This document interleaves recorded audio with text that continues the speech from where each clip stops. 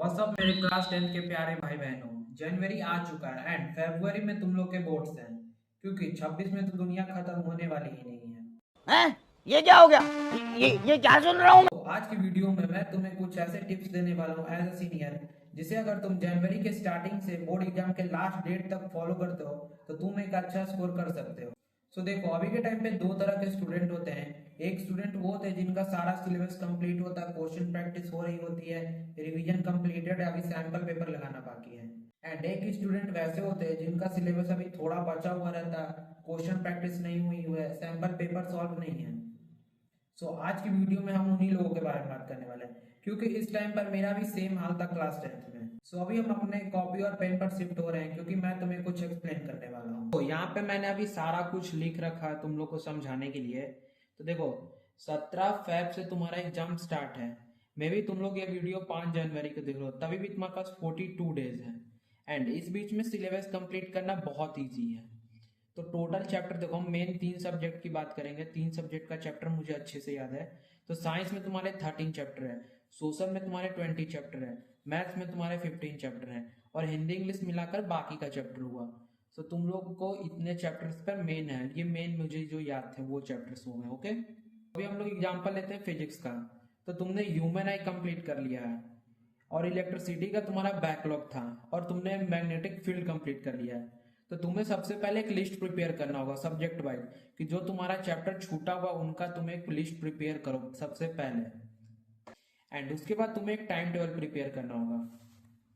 तो देखो, तुम लोग टाइम टेबल इस तरह प्रिपेयर करोगे कि तुम लोग 6 जनवरी को, अगर तुम्हारा इलेक्ट्रिसिटी छूटा हो तो तुम लोग इलेक्ट्रिसिटी लोगे, हिस्ट्री में नेशनलिज्म छूटा होता तो नेशनलिज्म लोगे, इंग्लिश में जो चैप्टर भी छूटा हुआ था वो लोगे, मैथ में तुम्हारा वीक चैप्टर उठाओगे, जो तुम्हारा वीक चैप्टर वो उठाओगे सबसे पहले। एंड देखो, 6 जनवरी को तुमने एक एक चैप्टर इन तीनों में से तुम्हें एक एक चैप्टर कंप्लीट करना है। उसके बाद 7 जनवरी का टाइम टेबल देखो, तुम्हें चैप्टर 2 यूज करना है। साइंस में चैप्टर 2, क्योंकि एक चैप्टर को एक ही दिन देना है रिवीजन के लिए। और वही हिस्ट्री का सारा, सोशल साइंस का वही हो गया, इंग्लिश का वही हो गया। बट मैथ को तुम्हें एक चैप्टर को 2 दिन देना है। अगर तुम अच्छे से 2 दिन का रिवाइज करते हो तो तुम्हें मैथ का चैप्टर अच्छे से समझ आएगा। अभी हम लोग आते हैं 5 फरवरी को। तो इस बीच में तुम्हें 30 डेज ऑलमोस्ट मिल जाते हैं। तो तुम लोग मे भी इसमें सारा सिलेबस अपना कंप्लीट कर ही लोगे। 5 फरवरी को हम लोग आते हैं। तो 5 फरवरी को तुम्हें साइंस के PYQ लगाने हैं। उसी तरह फिर 2 दिन का गैप रखना है, 5, 6, 2 दिन लगाना है तुम्हें। फिर 7 तारीख को तुम्हें सोशल साइंस का PYQ लगाना है। उसी तरह 2-2 दिन के गैप करके तुम्हें 11 तक अपना हिंदी का PYQ लगाना है। PYQ कहाँ तक लगाना है? 2005 से 2025 तक का। 5 ये CBSE की वेबसाइट पे में भी मिल सकता है तुम्हें, और मे भी तुम्हारे पास क्वेश्चन बैंक होगा तो उसमें भी होगा। देखो, उसके बाद हम लोग आते हैं 12 फरवरी को। 12 फरवरी से 12, 13, 14, 15 फरवरी तक तुम्हें मैथ्स के PYQ सॉल्व करने हैं, क्योंकि जितने PYQs लगाओगे उतने ज्यादा क्वेश्चन तुम्हें प्रैक्टिस हो जाएंगे। 17 को तुम्हारा मैथ्स का एग्जाम है, तो तुम्हें मैथ्स के लिए ऑलमोस्ट 4 दिन तो PYQ सॉल्व करने में लग जाएंगे। एंड देखो, 16 फेब पे हम लोग आते हैं। तो 16 फरवरी को तुम्हें शॉर्ट्स नोट्स को रिवाइज करना है, सभी सब्जेक्ट के, science, social, Hindi, English, math का भी शॉर्ट नोट्स होता है, लाइक डिफिनेशन तुम लोग देख सकते हो एक बार। एंड आज साइंस पे देखो, मैं एक प्लस पॉइंट तुम्हें बताता हूँ साइंस के बारे में। साइंस में तुम लोग रिएक्शंस देखना, जो NCERT में ब्लू बॉक्स में होती है ना, वो जरूर देखना।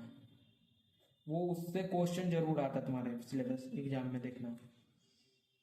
तो 16 फेब तक तुम लोग रिवाइज कर लोगे, एंड 17 को तुम्हारा मैथ का एग्जाम है। तो ऑलमोस्ट तुम अपना सारा सिलेबस कंप्लीट कर चुके हो। अभी मैंने जो भी एक्सप्लेन किया वो तुम्हें ही करना पड़ेगा, क्योंकि अगर तुम इन 42 डेज में अपने सारे डिस्ट्रैक्शंस को दूर कर अपने एग्जाम के लिए अच्छे से प्रिपेयर करते हो तो तुम एक गुड स्कोर अचीव कर सकते हो। क्योंकि लास्ट ईयर मैंने भी अपने एग्जाम टाइम पर यही यूज किया था, एंड एक गुड स्कोरिंग मार्क मैंने अचीव किया था। तुम लोग भी इस वीडियो के एंड होने के बाद जाकर इस रूल को फॉलो करो एंड बोर्ड्स में मचा कर आना।